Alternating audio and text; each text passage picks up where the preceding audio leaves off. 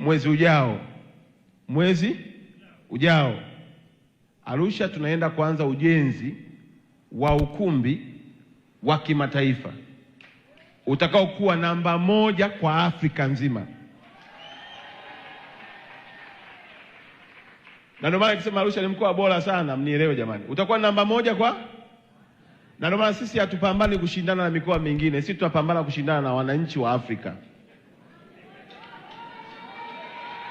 Kwa ukumbi huo kaka Ulioba unakadiriwa kutumia dola milioni 500.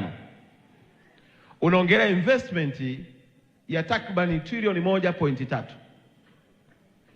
Na ukumbi huo utakuwa umeambatana na service mbalimbali, huduma mbalimbali. Moja wapo tunajenga hoteli yenye uwezo wa kuwabeba marais 10 kwa wakati mmoja. Yaani wewe unafahamu kunaenda kwa kama ukienda pale Kempisi utakuta kuna hoteli ina rais mmoja. Ukienda labda pale unakuta kuna hoteli ina rais mmoja. Sasa sisi tunajenga hoteli itakayoweza kubeba marais 10 wanakaa sehemu hiyo wakati mmoja. Lakini pia itakuwa na shopping mall kubwa sana ambayo ina ukubwa wa square meter 20,000. Kwa lugha nyepesi ni kwamba inaenda kubadilisha kabisa muonekano wa mkoa wetu.